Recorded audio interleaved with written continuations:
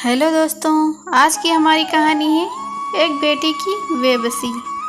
निशा काम निपटाकर बैठी ही थी कि फ़ोन की घंटी बजने लगी। मेरठ से बिमला चाची का फ़ोन था।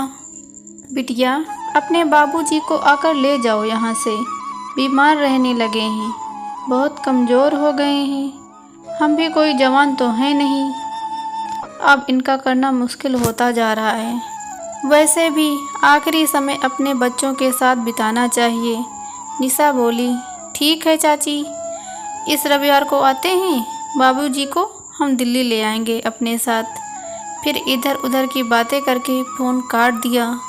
बाबूजी 3 भाई हैं, पुश्तैनी मकान है, तीनों वहीं रहते हैं। निशा और उसका छोटा भाई विवेक दिल्ली में रहते हैं अपने अपने परिवार के साथ।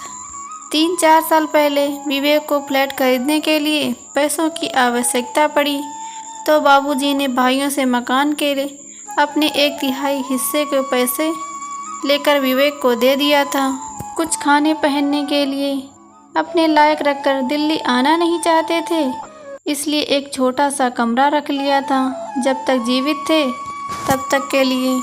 निशा को लगता था कि अम्मा के जाने के बाद बिल्कुल अकेले पड़ गए होंगे बाबूजी, लेकिन वहाँ पुराने परिचितों के बीच उनका मन लगता था।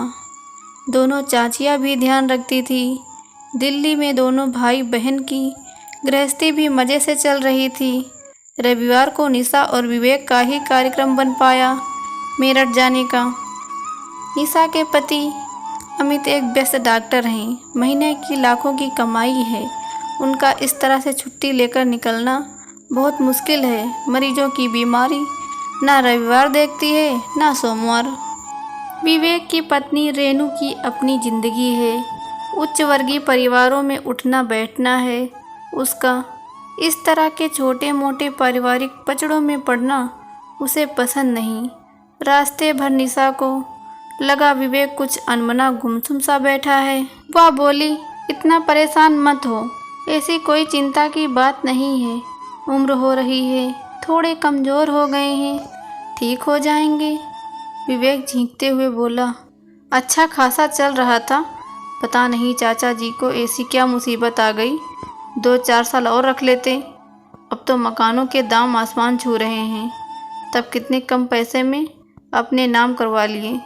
तीसरा हिस्सा निशा शांत करने की मनसा से बोली, ठीक है, उस समय जितने भाव थे बाजार में दे दिए, और बाबूजी आखिरी समय अपने बच्चों के बीच बिताएंगे तो उन्हें अच्छा लगेगा।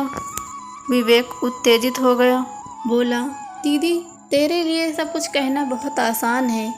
3 कमरों के फ्लैट में कहाँ रखूँगा उन्हें। रेनू से किट कर रहेगी तो अलग, उसने तो साफ मना कर दिया है, वह बाबूजी का कोई काम नहीं करेगी। वैसे तो दीदी, लड़कियां हक मांगने तो बड़ी जल्दी खड़ी हो जाती हैं, करने के नाम पर पीछे क्यों हट जाती हैं। आजकल लड़कियों की शिक्षा और शादी के समय में अच्छा खासा खर्च हो जाता है। तू क्यों नहीं ले जाती बाबूजी को अपने घर, इतनी बड़ी कोठी है, जीजाजी की लाखों की कमाई है। निशा के विवेक का इस तरह बोलना ठीक नहीं लगा। पैसे लेते हुए कैसे वादा कर रहा था बाबूजी से, आपको किसी भी वस्तु की आवश्यकता हो तो आप निसंकोच फ़ोन कर देना, मैं तुरंत लेकर आ जाऊंगा। बस इस समय हाथ थोड़ा तंग है, नाम मात्र पैसे छोड़े थे बाबूजी के पास और फिर कभी फटका भी नहीं उनकी सुध लेने। निशा, तू चिंता मत कर, मैं ले जाऊंगी बाबूजी को अपने घर। सही है, उसे क्या परेशानी, इतना बड़ा घर, फिर पति रात दिन मरीजों की सेवा करते हैं, एक पिता तुल्य ससुर की सेवा कर देंगे तो क्या फ़र्क पड़ेगा। बाबूजी को देखकर उसकी आंखें भर आईं, इतने दुबले और बेबस दिख रहे थे। गले लगते हुए बोली, पहले फ़ोन करवा देते, पहले लेने आ जाती। बाबूजी बोले, तुम्हारी अपनी ज़िंदगी है, क्या परेशान करें। वैसे भी दिल्ली में बिल्कुल तुम लोगों पर आश्रित हो जाऊंगा। रात को डॉक्टर साहब बहुत देर से आए, तब तक पिता और बच्चे सो चुके थे। खाना खाने के बाद सुकून से बैठते हुए निशा ने डॉक्टर साहब से कहा, बाबूजी को मैं यहाँ ले आई हूँ।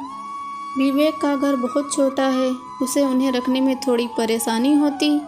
अमित के एकदम तेवर बदल गए, वह सख्त लहजे में बोला, यहाँ ले आई हूँ से क्या मतलब है तुम्हारा? तुम्हारे पिताजी तुम्हारे भाई की जिम्मेदारी हैं। मैंने बड़ा घर वृद्धाश्रम खोलने के लिए नहीं लिया था, अपने रहने के लिए लिया है। जायदाद के पैसे हड़पते हुए नहीं सोचा था साले साहब ने कि पिता की करनी भी पड़ेगी। रात दिन मेहनत करके पैसा कमाता हूँ, फालतू लुटाने के लिए नहीं है मेरे पास। पति के इस रूप से अनभिज्ञ थी निशा। रात दिन मरीजों की सेवा करते हो, मेरे पिता के लिए क्या आप घर और दिल में इतना स्थान नहीं दे सकते? अमित के चेहरे की नसें तनी हुई थी। वह लगभग चीखते हुए बोला, मरीज बीमार पड़ता है, पैसे देता है ठीक होने के लिए। मैं इलाज करता हूँ, पैसा लेता हूँ, यह व्यापारिक समझौता है। इसमें सेवा जैसा कुछ नहीं है। यह मेरा काम है, मेरी रोजी रोटी है। बेहतर होगा तुम 1-2 दिन में अपने पिता को विवेक के घर छोड़ आओ। निशा को अपने कानों पर विश्वास नहीं हो रहा था। जिस पति की वह इतनी इज्जत करती है, वह ऐसा बोल सकते हैं? क्यों उसने अपने भाई और पति पर इतना विश्वास किया? क्यों उसने शुरू से ही एक एक पैसे का हिसाब नहीं रखा? अच्छी खासी नौकरी करती थी। पहले पुत्र के जन्म पर अमित ने यह कहकर छुड़वा दी कि मैं इतना कमाता हूँ, तुम्हें नौकरी करने की क्या आवश्यकता है? तुम्हें किसी चीज़ की कमी नहीं रहेगी। आराम से घर रहकर बच्चों की देखभाल करो। आज अगर नौकरी कर रही होती तो अलग से कुछ पैसे होते उसके पास, या 10 साल से घर में सारा दिन काम करने के बदले मैं पैसे की मांग करती तो इतने तो हो ही जाते कि पिताजी की देखभाल अपने दम पर कर लेती। कहने को तो हर महीने बैंक में उसके नाम के खाते में पैसे जमा होते हैं, लेकिन उन्हें खर्च करने की बिना पूछे उससे इजाज़त नहीं थी। भाई से भी मन कर रहा था कह दे, शादी में जो खर्च हुआ वह निकाल कर जो बचता है उसका आधा आधा कर दे। कम से कम पिता इज्जत से तो जी पाएंगे। पति और भाई दोनों को पंक्ति में खड़ा करके बहू से सवाल करने का मन कर रहा था। जानती थी जवाब कुछ ना कुछ तो अवश्य होंगे, लेकिन इन सवाल जवाब में रिश्तों की परतें दर परतें उखड़ जाएंगी और जो नग्नता सामने आएगी उसके बाद रिश्ते ढोने मुश्किल हो जाएंगे। सामने तस्वीर में से झांकती 2 जोड़ी आंखें जिह्वा पर ताला डाल रही थी। अगले दिन अमित के अस्पताल जाने के बाद जब नाश्ता लेकर निशा बाबूजी के पास पहुंची तो वो सामान बांधे बैठे थे। उदासी भरे स्वर में बोले, मेरे कारण अपनी गृहस्थी मत खराब कर। पता नहीं कितने दिन है मेरे पास, कितने दिन नहीं। मैंने इस वृद्धा आश्रम से बात कर ली है। जितने पैसे मेरे पास हैं उसमें मुझे वे लोग रखने को तैयार हैं। ये लो पता, तो मुझे वहाँ छोड़ा और निश्चित होकर अपनी गृहस्थी संभाल। निशा समझ गई बाबूजी की देह कमज़ोर हो गई है, दिमाग नहीं। दामाद काम पर जाने से पहले मिलने भी नहीं आया। साफ बात है ससुर का आना उसे अच्छा नहीं लगा। क्या सफाई देती, चुपचाप टैक्सी बुलाकर उनके दिए पते पर उन्हें छोड़ने चल दी। नज़रें नहीं मिला पा रही थी, ना कुछ बोलते बन रहा था। बाबूजी ने ही उसका हाथ दबाते हुए कहा, परेशान मत हो बिटिया, परिस्थितियों पर कब हमारा बस चलता है। मैं यहाँ अपने हम उम्र के लोगों के बीच खुश रहूँगा। 3 दिन हो गए थे बाबूजी को वृद्धाश्रम छोड़कर आए हुए। निशा का ना तो किसी से बोलने का मन कर रहा था, ना कुछ खाने का। फ़ोन करके पूछने की भी हिम्मत नहीं हो रही थी वे कैसे हैं। इतनी ग्लानि हो रही थी, किस मुँह से पूछे। वृद्धा आश्रम से ही फ़ोन आ गया कि बाबूजी अब इस दुनिया में नहीं रहे।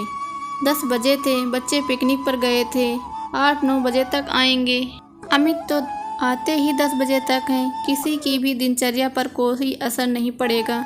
किसी को सूचना भी क्या देना। विवेक ऑफिस चला गया होगा, बेकार छुट्टी लेनी पड़ेगी। 3 दिन, केवल 3 दिन। अमित ने उसके पिता को मान और आश्रय दे दिया होता तो वह हृदय से अमित को परमेश्वर का मान लेती।